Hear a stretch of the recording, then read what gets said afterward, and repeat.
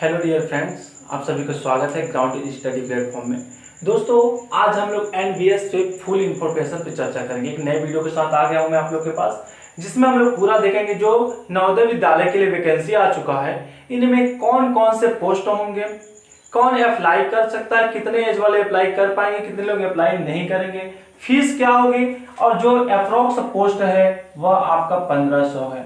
यही सीटेट जो है आपका वह सभी के लिए कंपलसरी है, जरूरी है या नहीं, इन सभी पे चर्चा करेंगे।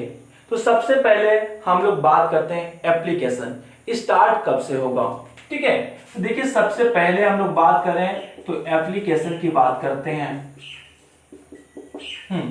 तो एप्लीकेशन आपका ओपन होगा कब? तो 2 जुलाई से आपका एप्लीकेशन फॉर्म फिल होना स्टार्ट हो चुका है।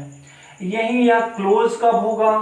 तो आपका एप्लीकेशन जो है 22 जुलाई को क्लोज हो जाएगा। ठीक है, अब हम बात करते हैं एप्लीकेशन फी पे आप कब कर पाएंगे, ओपन कब से होगा फी पे करना? तो फी पे आप 2 जुलाई से ही हो जाएगा। जैसे ही आप फॉर्म भरेंगे उसी के साथ आप अपना फी पे भी कर सकते हैं। वहीं अब हम क्लोज की बात करें, फी क्लोज कब से होगा? ठीक है, तो यह भी आपका सेम होगा, जब आपका एप्लीकेशन क्लोज होगा तो आप फी पे भी आपका क्लोज हो जाएगा। तो ये पहली बात तो हुई आपकी एप्लीकेशन की। अब सेकेंड बात हम लोग करते हैं पोस्ट, किस किस पद में कितने पोस्ट हैं वह हम लोग बात करते हैं। तो चलिए अब हम लोग पोस्ट की बात करते हैं, देख लेते हैं पोस्ट क्या है। चलिए सेकेंड बात करते हैं हम लोग पोस्ट क्या है। तो सबसे पहला आपका है टीजीटी की पोस्ट है। टीजीटी की पोस्ट कितनी है? तो लगभग आपके 700 के आसपास अप्रोक्स है। ठीक है, दूसरी हम लोग बात करें पीजीटी की पोस्ट है। तो पीजीटी की पोस्ट कितनी है?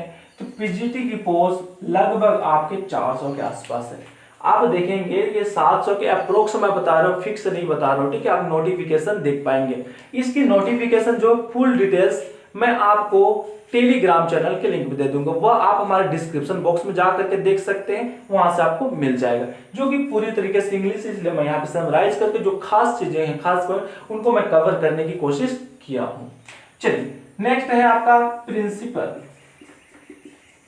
के लिए है। अब प्रिंसिपल के लिए कितने पोस्ट हैं? तो लगभग है आपके 15 पोस्ट हैं। एक और पोस्ट हो जाता है आपके मिसलेनियस की पोस्ट हो जाएगा। ठीक है, ये देखिए तो इसकी पोस्ट कितनी है? तो इसकी पोस्ट लगभग 200 के। इस प्रकार से अप्रोक्स हम लोग देखें तो 1500 के आसपास पोस्ट हो जाती है, और भी बाकी पोस्ट हैं। तो यहाँ पे हो गया आपका 1500 पोस्ट। अब हम लोग बात करते हैं कि फी क्या लगेगा। यदि आप टीजीटी में डालते हैं तो फीस क्या लगेगा, पीजीटी में डालते हैं तो फीस क्या होगा, प्रिंसिपल के लिए क्या होगा, मिसलेनियस के लिए क्या होगा। ठीक है, तो हम लोग फीस की बात करें तो देखो जो टीजीटी है, टीजीटी में आपको फी होगा 1500 रुपए। वही पीजीटी की बात करें तो यह होगा आपका 1800 रुपए, और यही हम लोग प्रिंसिपल की बात करें तो यह हो जाएगा आपका 2000 रुपए। ठीक है, अब मिसलेनियस की बात करें तो यह भी हो जाएगा आपका क्या, 1500 रुपए। तो ये तो हुई आपकी 3 चीजें। पहले हम लोग एप्लीकेशन देख लिए, सेकेंड हम लोग पोस्ट देख लिए, और थर्ड हम लोग देख लिए कितना फी लगेगा। ठीक है, अब हम लोग बात करते हैं इन पोस्ट की एज क्या होगी, किस एज तक आप यह फॉर्म फिल कर सकते हैं। ठीक है, तो चलिए हम लोग बारी बारी से देखते हैं एज क्या होगी।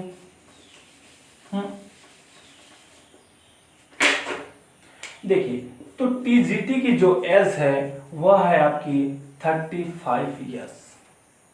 ठीक, वही पीजीटी की बात करें तो यह है आपकी 40 ईयर्स तक है, और यही हम लोग प्रिंसिपल की बात करें यह है आपकी 50 ईयर्स। तो ये मिसलेनियस यह भी टीजीटी के अंतर्गत आ जाएगा 35 ईयर्स। तो ये हुई आपकी एज।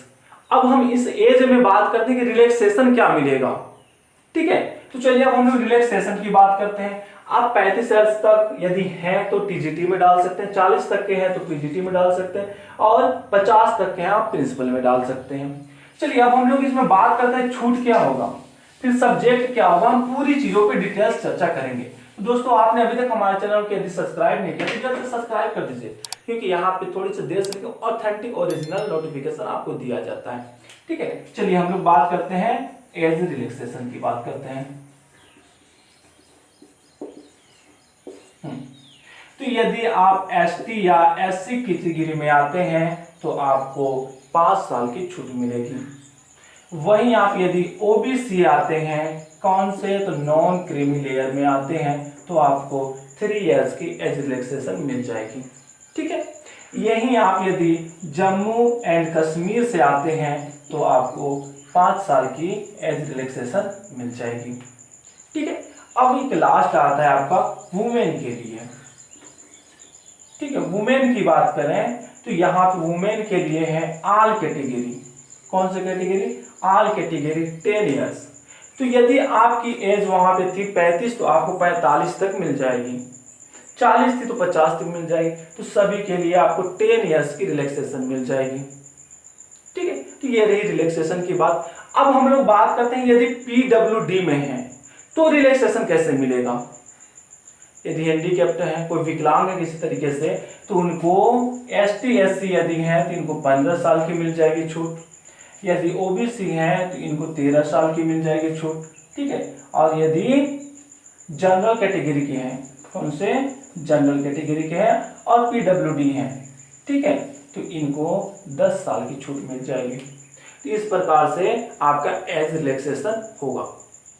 ठीक है, अब हम लोग बात करते हैं कि आपकी योग्यता क्या होगी।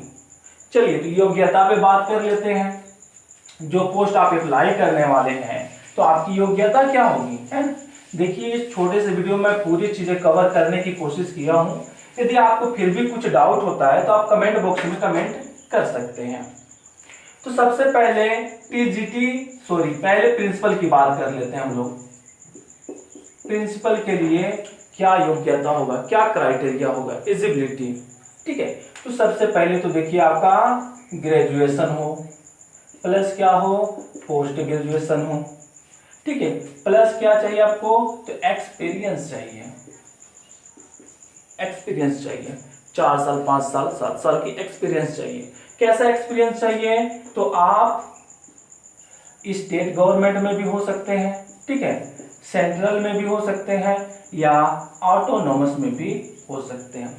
किसी में वाइस प्रिंसिपल के पद पे भी आप योग्यता रखते हैं। यदि ये 4 साल 5 साल के आपके पास एक्सपीरियंस है तो आप उसके लिए एलिजिबिलिटी होंगे और समकक्ष रिक्वायरमेंट होगी। अब हम लोग बात करते हैं पीजीटी की बात करें तो सबसे पहले तो आपकी पोस्ट ग्रेजुएशन है तो आपका वह पर्सनल सब्जेक्ट होगा जो वह 50% मार्क्स के साथ होनी चाहिए। प्लस आपको क्या चाहिए, तो आपको चाहिए बीएड चाहिए। सीटेट पोस्ट ग्रेजुएशन वाले में पीजीटी में कोई सीटेट की जरूरत नहीं होती है। तो ये 2 चीजें आपकी मुख्य हो जाती हैं। ठीक है, 50% के साथ आपका पोस्ट ग्रेजुएशन हो और बीएड हो। यही हम लोग बात करते हैं यदि हिंदी और इंग्लिश की टीचर हैं, इस पोस्ट के लिए आप अप्लाई करना चाहते हैं तो आपके ग्रेजुएशन के 3 इयर्स जो हैं, ठीक है, इन तीनों में यह सब्जेक्ट होना अनिवार्य है। यदि आप हिंदी पोस्ट के लिए डाल रहे तो ग्रेजुएशन के 3 साल में हिंदी आपने पढ़ा हो, यदि इंग्लिश के डाल रहे हैं तो 3 साल में आपने इंग्लिश पढ़ा हो, तभी आप इसके लिए एलिजिबिलिटी रखेंगे। अब हम लोग बात करते हैं आपके टीजीटी की बात करते हैं। तो टीजीटी में क्या योग्यता होगा, तो सबसे पहला तो बात आता है टीजीटी के ट्रेंड ग्रेजुएट। तो ट्रेंड ग्रेजुएट में आपका ग्रेजुएशन होना चाहिए सबसे पहले। इसके बाद क्या हो, इसके बाद आपको एक डिग्री चाहिए, ठीक है, वह क्या हो जाएगा, आपका बीएड हो जाएगा। ठीक है, अब क्या चाहिए, प्लस। तो प्लस आपको यहाँ पे चाहिए सीटेट, कंपलसरी है। अब सीटेट का कौन सा पार्ट, तो सेकेंड पेपर चाहिए आपको। ठीक है, कहाँ, 6 to 8 का सीटेट का सेकेंड पेपर आपके पास होना चाहिए। तो ये तो हुआ आपका क्राइटेरिया एलिजिबिलिटी, ठीक है, एलिजिबिलिटी। अब हम लोग इसमें स्पेशल बात करेंगे जो टीजीटी के पर्सनल सब्जेक्ट हैं, तो कौन कौन से सब्जेक्ट वाले टीजीटी में पढ़ सकते हैं, उसमें सब्जेक्ट की डिटेल्स की बात करता हूं। ठीक है, चलिए हम लोग अब सब्जेक्ट की डिटेल्स की ओर बढ़ते हैं। जी हाँ दोस्तों, तो सबसे पहले हम लोग टीजीटी मैथ की बात करते हैं। यदि मैथ के लिए आप अप्लाई करना चाहते हैं तो आपके पास क्या हो, तो सबसे पहला तो आपका मैथ सब्जेक्ट हो प्लस क्या हो आपके पास, तो आपके पास फिजिक्स हो सकता है।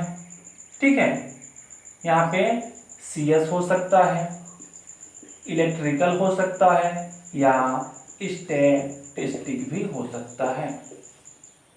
ठीक, तो इनमें से क्या हो, एक मैथ हो कंपलसरी और दूसरा इनमें से एनी वन होना चाहिए, कोई एक होना चाहिए इनमें से, तो आप मैथ के लिए एलिजिबिलिटी रखेंगे। यही हम लोग टीजीटी साइंस की बात करें तो साइंस वाले जो होंगे वह botany plus zoology plus chemistry, इन तीनों से पढ़ाई की हो तो वह साइंस टीजीटी के लिए एलिजिबिलिटी रखेंगे। यही हम लोग बात करें सोशल स्टडी एसएसटी की बात करें, टीजीटी सोशल स्टडी की बात करें तो यहाँ पे हो जाएगा आपका पहला हिस्ट्री कंपलसरी होगा, प्लस और क्या हो आपके पास, तो हिस्ट्री के अलावा आपके पास जियोग्राफी हो सकता है। ठीक है, पॉलिटिकल साइंस हो सकता है। ठीक है, इकोनॉमिकल हो सकता है। तो इनमें से इन दोनों को हम लोग मिलाएं तो एनी टू हो जाएगा, एक तो हिस्ट्री कंपलसरी और इनमें से कोई एक होना चाहिए, तो आप एसएसटी के लिए अवेलेबिलिटी रखेंगे। तो ये तो रही आपके पोस्ट के अनुसार आपके सब्जेक्ट क्या होने चाहिए। ठीक है, तो मैं कोशिश किया हूँ कि पूरे चीज़ें यहाँ पे जो इम्पोर्टेंस है जरूरी की चीज़ें वो चीज़ें कवर कर दी है। यदि आपको थोड़ा भी कुछ डाउट लगता है तो आप कमेंट बॉक्स में कमेंट कर सकते हैं, मैं आपका हेल्प करूँगा। ठीक है, इसी के साथ मिलते हैं एक नए वीडियो में, तब तक के लिए जय हिंद, बाय बाय, वंदे मातरम।